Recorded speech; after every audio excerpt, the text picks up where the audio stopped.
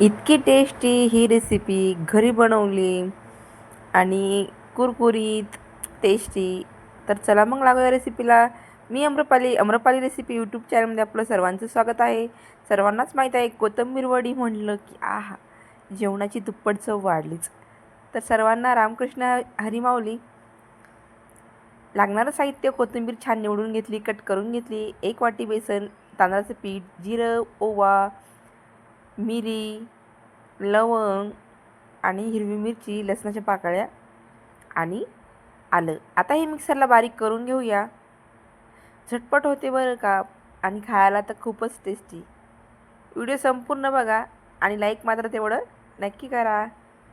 आता कोथिंबीर छान अशी कट करून घेतली. आता यामध्ये तांदळाचं पीठ, 1 वाटी बेसन पीठ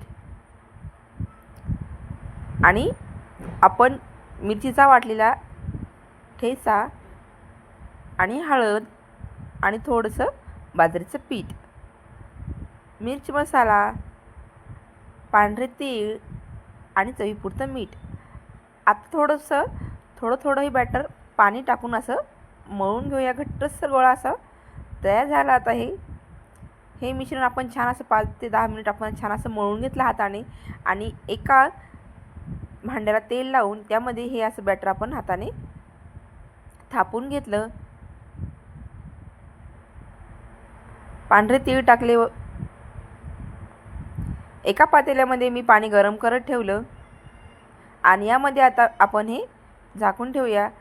बरोबर 30 मिनिट शिजवून घ्यायचं. बघा छान शिजलेलं आहे.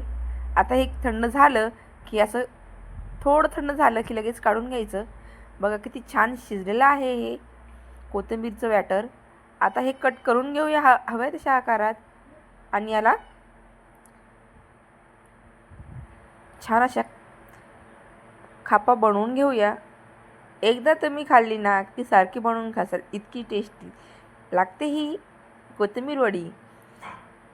महाराष्ट्रीयन अशी गावाकडची टेस्टी झणझणीत खमंग अशी कोथिंबीर वडी आपण आता कट करून घेतली. आता ही तेलामध्ये छान तळून घेऊया. बघ रंगही छान आलेला आहे. छान रंग येईपर्यंत तळून घ्यायच्या.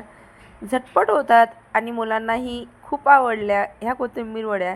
आणि जर तुम्हाला आवडत असेल तर सबस्क्राईब मात्र नक्की करा.